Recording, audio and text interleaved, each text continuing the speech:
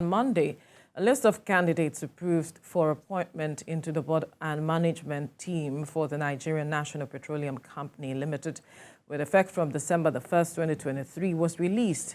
Among them were Mele Kyari, Mele Kolo Kyari, Group Chief Executive Officer, Pius Akinyelure, Non-Executive Board Chairman, and several others. With an opportunity presented to him to serve for a second time, what would he be doing differently to address issues in the petroleum sector, especially at this time when the cost of petrol goes for between 580 naira to above 600 naira and in some states 700 naira? Joining us in the studio is Adiola Yusuf, Team Lead Platforms Africa. Good morning. Thank you for joining us. Good morning. It's my pleasure to be on the program this morning. Were you expecting this to happen? Actually, I expect this to happen. Really? Why? Okay, thank you. Because Nigerians have been questioning why this was Mele Kyari returned and all of it, yeah. Okay, thank you. You will not blame Nigerians for having that view. Because of the tradition we have that if we have a new government, naturally you expect things to happen in three key institutions. The first one, the CBN. The second one, the NNPC. The third one, the EFCC. And if you look, and if you look back, you see that tradition, happening. Anytime we have a new government, something must just happen. So, and immediately after he was made the president, President Bola Tinubu, the statement he made, fuel subsidy has gone, is gone, is a pointer to a lot of Nigerians that, okay, maybe his eyes are, on that oil sector, particularly the NNPC. And after that, we all see that something happened according to tradition in AFCC. Something happened according to tradition in CBN. So naturally, you expect people who have witnessed things happen in those three institutions to expect things to happen, in all the three institutions. So, but we all know that the oil and gas sector is, a sector that is the key, the core to the Nigerian economy. So if someone that is there is not doing well, the best thing for the president to do is to remove that person. Would you say that Mele Kyari did well? Okay, so it is not because I'm not the one that gave him the job. I wouldn't be in the best position to say that he has done the job. From your perception, you play in this sector, you understand the goings-on in this sector. From your perspective, he has gotten the job, so whether we say that here or not, it doesn't change anything. So I'm just asking for your perception. Thank you so much. I said that to background the next thing that I want to say. Okay. Let's quickly talk about Mele Kyari, and so that Nigerians will understand the little we know about Mele Kyari. He took over in 2019, so he has spent 4 years heading the NNPC. Then he was the 19th DMD of NNPC. Technically, when NNPC became the private company, in 2022, July, he became the first GCEO of NNPCL ever.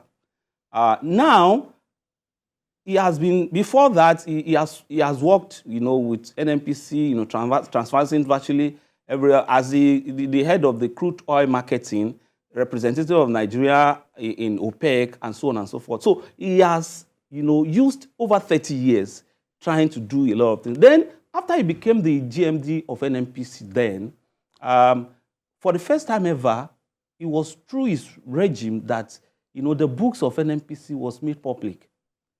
Naturally, the NNPC, they usually, do the auditing, but nobody, talking as a journalist, we don't hear of how much, came in, how much went out. But when he came on board, he was, for the first time, published the financials of NNPC.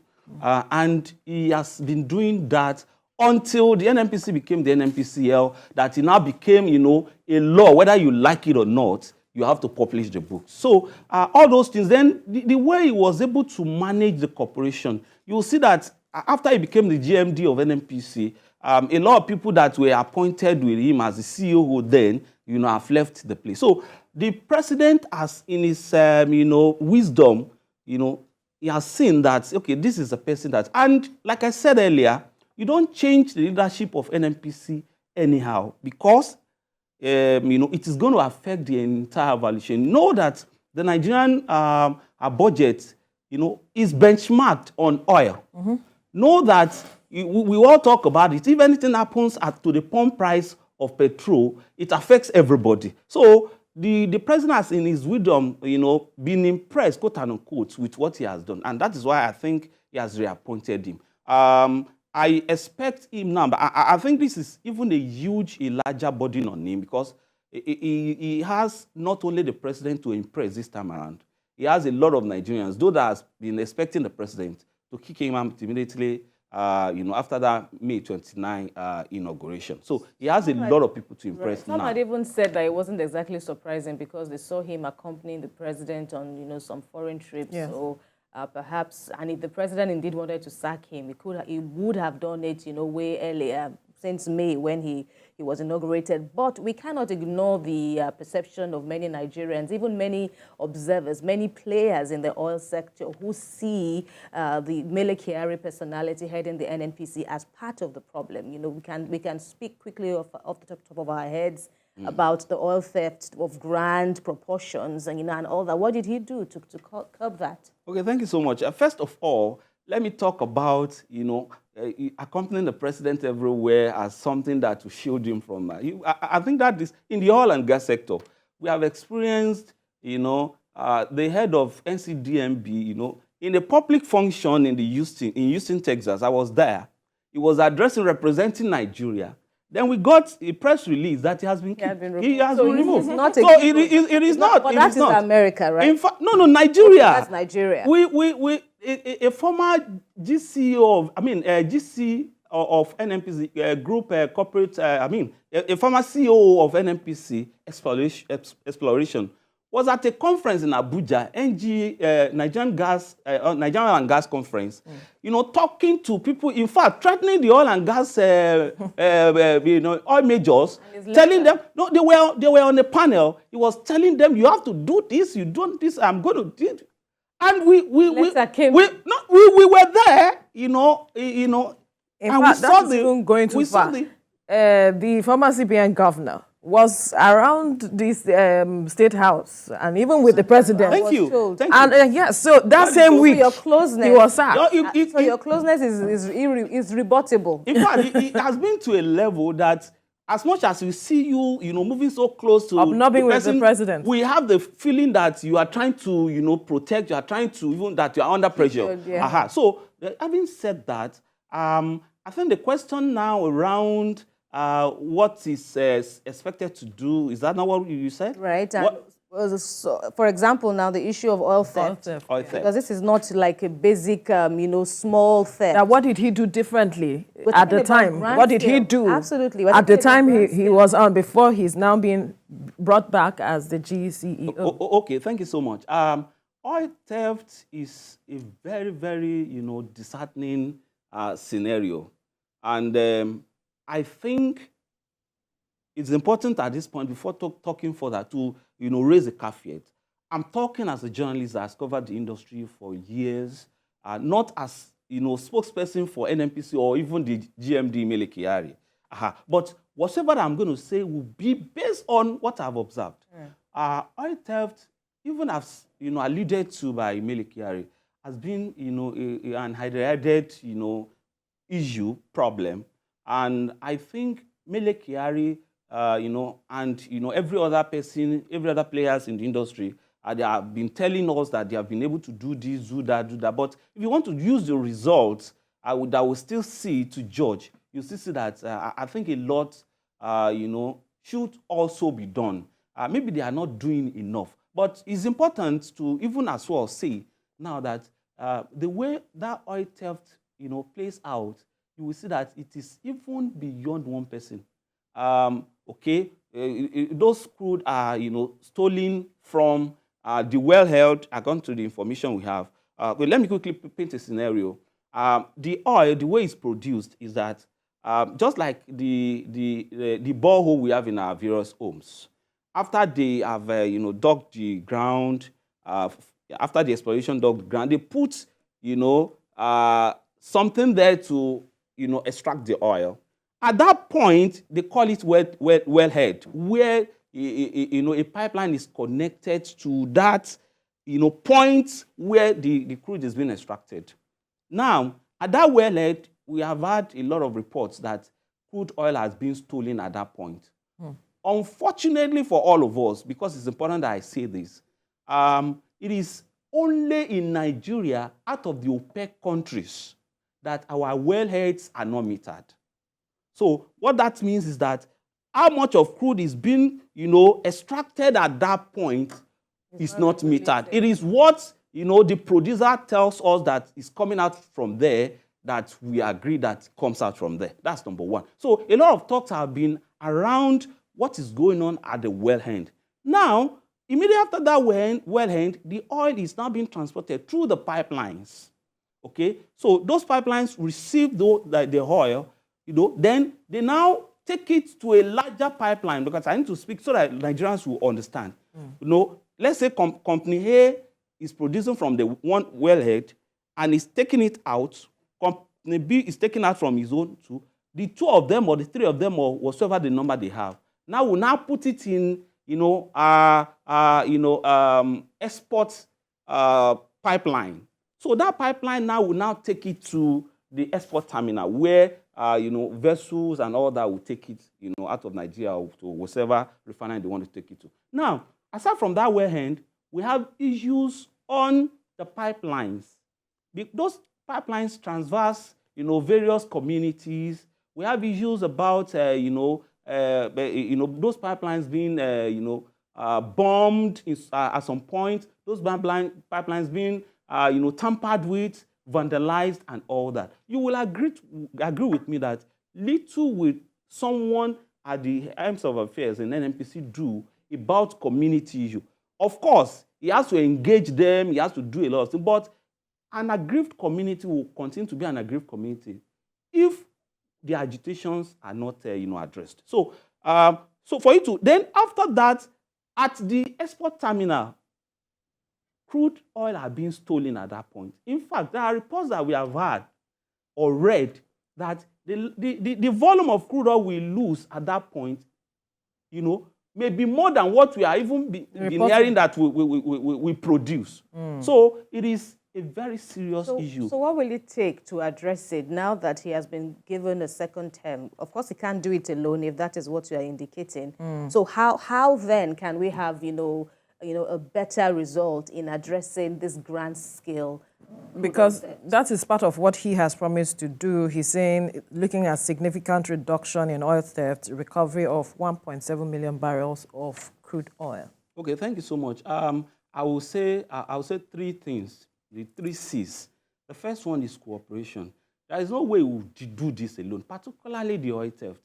There is no way. He has to engage other people, other stakeholders, the security agencies, the community, particularly the community, because it's at this point they should start, they should be made to start seeing those assets as something that belongs to them. But you will agree with me that if you are an oil producing community, the community is being, subjected to environmental degradation and all that. You have to queue up to buy fuel. You have to, even to use like 5,000 naira for medicals of your children, you cannot afford it. Those things, will lead to agitation and all that. So the GMD, NNPC, GCEO of NNPC, Mele Kyari, needs to cooperate, needs to, reach out to other stakeholders. They have been doing that. That is what will bring up the second C. That is the commitment. We want to see more committed this time around. He has to be his first judge. If he has made a promise, he should be the first person to judge himself, okay, whether I've been able to perform this or not. Then the third one is communication. one thing is to do fantastically well. Another thing is for other people to know that you are doing this. And this communication we intertwine with others. You should keep that communication with all stakeholders. It should make sure that his commitments and even his scorecards, are being communicated to everybody. And I think with that, with the support of the president, already he has the back of the president, or the president got his back, but he should try his best to get the back of Nigerians. Because whether we like it or not, we will not talk about President Bola Ahmed Tinubu in oil and gas, particularly with queues, with the prices of pump price of petrol and all that. We'll talk about Mele Kyari. And like I said earlier, being the first GCEO of NNPCL, the last GMD of NNPC, I think he has an encounter with history, and I think God on his side, he has a lot to do to impress a lot. Yes, because this matter of impressing Nigerians is critical at this point because of so much going on within the sector, especially with the removal of fuel subsidy. And he has gone ahead to talk about local refining and export goals. He said efforts are being made to revamp local refining and collaborate with indigenous refiners, as well as aim to make Nigeria a net exporter of petroleum products. Now he's targeting Port Harcourt refinery to commence operations in December 2023. Nigerians are saying that we have had these things before. We've talked about turnaround maintenance. We poured in so much monies into the matter of turnaround maintenance of these refineries. We've talked about modular refineries. We've said so many things about refineries. Now he's setting a date, a target of December, which is about some days a week. Yes. Friday. Right. Though there's no date, but he's saying December. Now, how do you think he should communicate these things to Nigerians such that Nigerians can repose some level of confidence, in this sector, in the GCEO, and even in the government to addressing these issues? Because Nigerians want just some level of cushioning of the effect of the removal of fuel subsidy, which, if this is done, will do that. Okay, thank you so much. I think it is very, very good that Mele Kyari is giving himself some timelines. Whether we like it or not, if you just search it on Google, deadlines that a lot of GMD of NNPC, a lot of ministers have given, particularly when it has to do with refineries working, you will see countless number. Of course.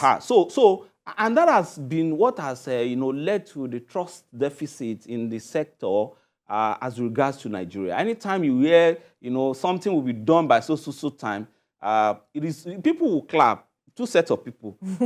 So the first set will be those that will clap for you because you must see them clap. That will affect their pay. Then the second set of people are the people that will clap for you. Making mockery of, okay, this is not, they will say, permit to say, they will say, DJ YK, Mule, that, this is another one, well done, another music to another, yes. Thank you, another one. So, that's, you can't blame Nigerians. We have had that, experience. And it's important that I say at this point again, that Mele Kyari, give it to him, is someone that communicates. But I will say, if I want to review his means of communication, personal communication, that is somewhat elitist. Okay? Right? So as far as I'm concerned, from the experience in so many years of covering the sector, is the first GMD that speaks to the world or to people straight through Twitter, through X. He has a very functional, very active Twitter handle.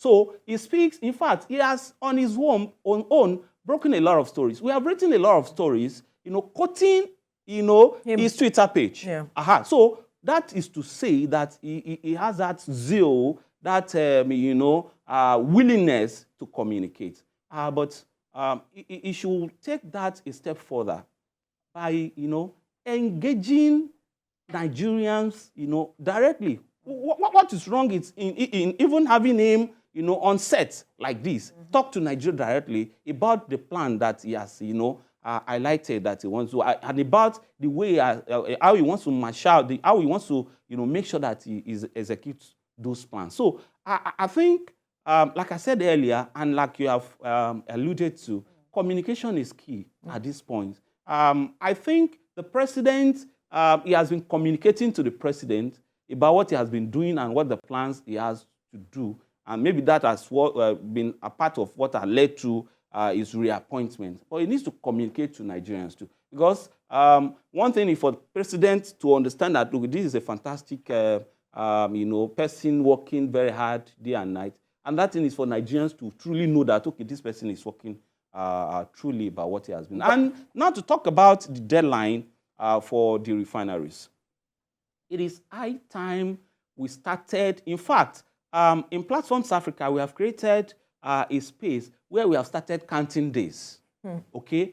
And we want to start communicating that to him and to everyone to know that, okay, Nigerians are watching. This is the time that you have.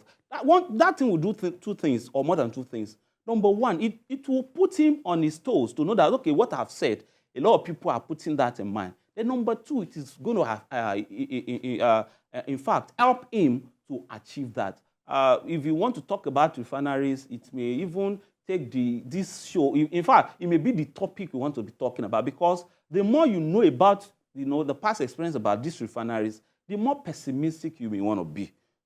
Millions. But why is it so? Perhaps you just need to scratch the surface for us to better understand why it's so difficult for us to achieve something with our refineries. Okay, thank you. It's corruption, and that corruption has, got to a level that, they will do and know that, okay, nothing will happen. Up till this sample moment, even the GMD the GCEO, has alluded to it, trillions of naira. Over 7, okay, I don't even need to because I don't have the figures. Trillions of naira spent on turnaround maintenance, budgeted and, released, approved for turnaround maintenance. But at the end of the day, those things were not done. Up till this moment, nobody is in court. Nobody has been dragged to court. Up to this sample moment, we have not had report of it, even though the president may, be having the plans and all that, but that has not been communicated clearly to people. We understand that, okay, a lot of Nigerians are suffering. We have agreed that, okay, we will suffer with the removal of subsidy. We will suffer, we will try to weather the storm with the president. I'm not sure everyone will agree with you on that statement. Okay, whether forcefully or whether willingly or unwillingly, we are all facing it. Yes, to bear the brunt. Some people, in fact, what made a lot of people to even rally around the president to say that, okay, you see that at some point during that electioneering, you will see that all the three candidates of the major, political parties then, all of them agree that they are going to remove subsidy. Well, why do you think that has been the case? Unlike before, that, we have protests all over Nigeria that subsidy must not be removed. It was because, our eyes were open to it that, okay, it is a pain that we have to just, face and all that. But what I want to quickly say... But Adiola, apologies. Yeah. There is still the monster of corruption with all these good intentions of fuel subsidy removal. So what magic wand is needed at this time, either from Mr. Mele Kyari to, especially from him, in fact, if you want me to be sincere, to curb this once and for all? Because how is it beyond his control? How can't, you being the helmsman, how can it not be tackled if we all mean well? Okay, thank you so much. According to the social scientists, every human has that tendency for corruption. And you will agree with me, the populace axiom that absolute power corrupts, absolute power corrupts, absolutely. If you are giving, that freedom, nobody is checking you, it takes the grace of God for you not to misbehave.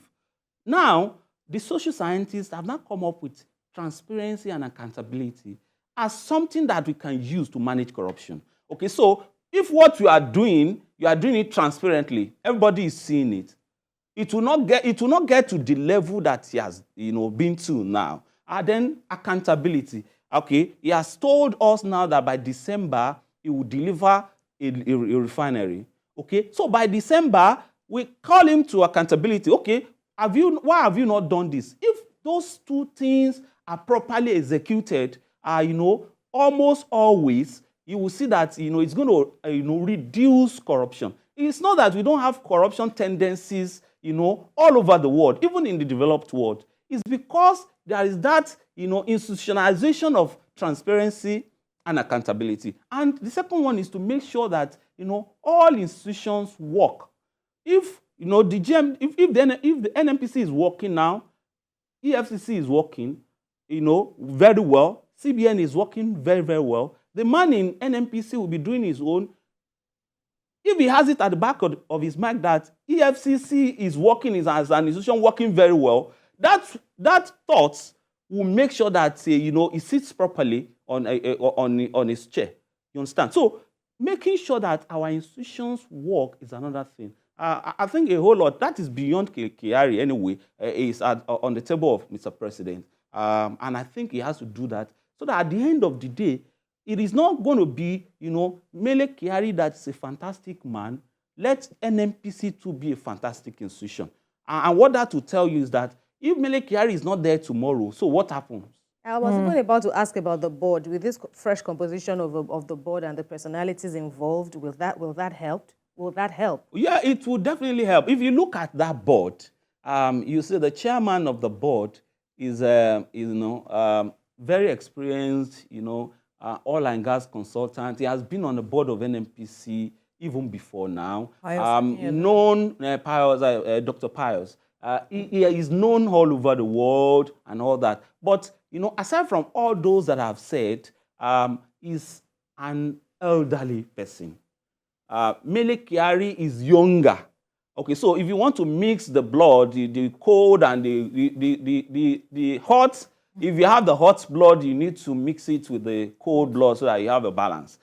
So, and I think that board is well constituted. But beyond being well constituted, a lot is expected from them. And I want to believe that, the combination should work well for Nigeria.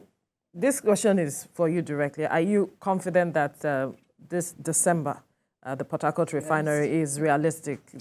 Yes or no? Okay, I've been expecting you to put me on the spot. But I'll try my best to say that it will be, somewhat suicidal for me to say that, I'm confident or not.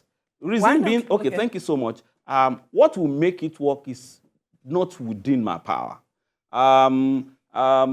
The only thing is just that I am optimistic that, okay, the December, will happen. But if saying confident on a national TV like this will make me to, put myself in the shoe of Mele Kyari. I think it's Mele Kyari that can say that is confident that... someone that has played in that space, but we'll talk more on this. Let's quickly go on a break. When we return, we'll continue this conversation. Stay with us.